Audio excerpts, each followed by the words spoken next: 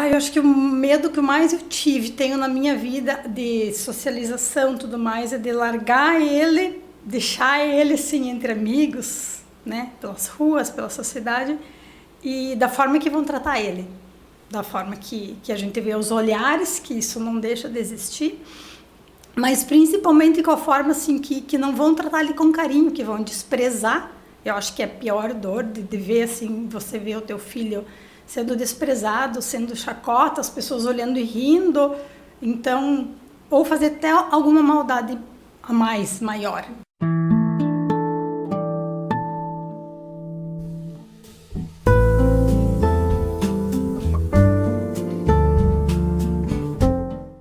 Seguimos então trazendo a mamãe Noeli, que vai falar um pouco sobre o diagnóstico do Pablo, sobre os cuidados com o Pablo e como que foi para ela essa experiência de uma pessoa tão especial na sua vida, né, Noeli? Quero inicialmente que você se apresente e que depois fale um pouco como que foi a chegada do Pablo na sua vida. Então, meu nome é Noeli Gross, sou casada, mãe do Pablo, né, que tem 38 anos, um filho especial há quase 40 anos, né, mãe da Jéssica, sou cristã terapeuta. Noeli, há quase 40 anos atrás, num mundo bem diferente do que a gente conhece atualmente, eu quero que você me fale um pouco sobre como foi a acolhida na chegada do Pablo, a questão familiar, né, de como que é ter ou não ter o apoio, ter uma rede de apoio para a mãe.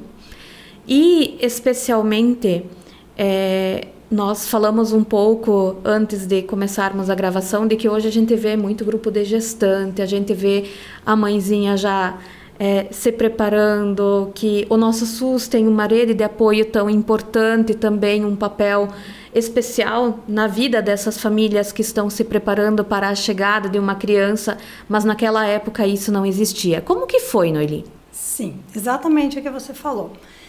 Uma época totalmente diferente dos dias de hoje, não tem como comparar. Foi bem desafiador. Eu tive o Pablo muito nova, com 16 para 17 anos, então numa época totalmente diferente, sem ter onde buscar, sem ter uma internet, sem ter nada nesse sentido que se tem hoje em dia. Quanto à rede de apoio, tive minha mãe, que sempre me apoiou, sempre esteve do meu lado, mas não se tinha uma rede de apoio como se tem hoje em dia, não se tinha onde buscar como a gente busca hoje em dia. Era outra realidade, não existia SUS, não tinha uma terapia gratuita, não tinha uma psicóloga na escola, uma Tânia, que nos dá tanto suporte. Obrigada. Não tinha, era tudo, se quisesse algo era pago e mesmo assim não tinha. O Pablo nasceu numa cidade tipo Iporã, assim, pequeno, do Rio Grande do Sul, e então não tinha nada, não tinha um médico especializado, não tinha uma terapia, não tinha nada, não tinha o SUS, como você comentou, que hoje em dia a gente consegue tanta ajuda, né? Tantos médicos, tantas terapias, tantos exames que a gente consegue, não se tinha. Era tudo, se quisesse na época, era pago, que não era o meu caso, né? Que a gente não tinha apoio, não tive apoio do pai dele, fui largada, digamos assim, não se tinha dinheiro, não tinha vindo de uma família que eu não tinha dinheiro para pagar um médico. Então foi uma época e um tempo muito difícil, muito diferente de hoje. Noeli, quais sonhos da Noeli foram interrompidos com isso? Eu acho que praticamente todos os sonhos, né?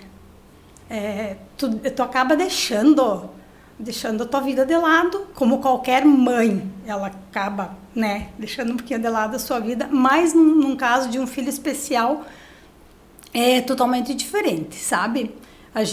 Eu não dormia mais, para começar. Um ano do Pablo, sem dormir, 1 ano que ele chorou durante a noite. Eu não tinha um apoio, eu não tinha quem me ajudasse com isso. Então, aquela criança, sabe? Imagina uma menina de 16 anos para 17. Eu não tinha... a minha vida foi interrompida. Por muitos e muitos momentos, assim, eu dizia para mim mesma, eu quero minha vida de volta. Mas a gente vai amadurecendo, vai aprendendo, vai lutando, vai vencendo. E é isso daí. Eu acho que é maravilhoso. Hoje eu olho para trás e eu vejo que foi uma trajetória maravilhosa. Não foi fácil, foi uma mudança total. Eu parei de estudar, eu não trabalhava, eu me dediquei ao Pablo, à minha família, mas eu digo que eu me dediquei à maior preciosidade da vida. Noeli, qual a tua maior mudança emocional, assim, com o passar desses anos todos cuidando do Pablo, depois cuidando também, né, da chegada da Jéssica? Como a Noeli, mulher, viu o seu desenvolvimento ali para conseguir cada vez lidar com isso com maior naturalidade? Há pouco a gente teve a Lisa ali, que no final ela disse: hoje eu consigo falar do autismo sem chorar, mas hoje, há um tempo atrás eu não conseguia. Como que é isso para a mãe? Exatamente. Realmente, eu também tive muitos anos que eu não conseguia tocar no assunto. Meu Deus. O emocional é muito abalado. O nosso emocional não teria como mensurar. Principalmente porque a gente não tinha onde buscar uma internet que trouxesse um ensinamento, que te trouxesse umas palavras, que você tivesse onde ter, né, de onde vinha o respaldo, não tinha. Então essa parte emocional eu acho que foi a pior parte da minha vida, a pior parte que eu vivi, porque eu não sabia lidar nem comigo mesma, eu não sabia cuidar das minhas emoções, eu ainda não era uma pessoa adulta, e então assim, e de ter que ter tanto cuidado, tanto zelo, tanto amor, cuidar dele com uma forma assim tão diferenciada, eu não sabia lidar com situações. Eu me culpava, eu muitas vezes me odiava, eu não sabia resolver, eu não sabia o que fazer, eu não sabia onde buscar. Então a parte emocional é algo que eu acho que foi a pior parte, mas é a parte que mais amadurece a gente. É a parte que a gente vê que mais a gente evoluiu como ser humano. Eu vejo isso, sabe, em mim. O quanto que eu evoluí, o quanto que eu amadureci, o quanto que eu consigo lidar hoje de uma forma melhor e mais leve. Mas não foi nada fácil. Noeli, qual foi o teu maior medo e o teu maior desafio vendo o Pablo crescer e vendo as interações dele com as outras pessoas? O Pablo, quem conhece, né, vê ele passando pela rua, tá sempre cumprimentando, ele tá sempre tentando interagir, mas a mãe, ela quer proteger o filho. Como que é esse permitir que ele também se desenvolva e se envolva com outras pessoas? Acho que a Tânia também pode contribuir nesse sentido, sendo que no caso do Pablo, o diagnóstico ele também veio na vida adulta, do autismo. Antes ele tinha um outro diagnóstico, né, e complementou com o tempo. Então, como que é? Eu até gostaria de falar sobre isso, porque assim, eu conheci o Pablo com 10 anos, né, Noeli? Quando eu fui madrinha dele, né, no CAESP, na APAE, na época, tinha esse projeto, ainda tem, né?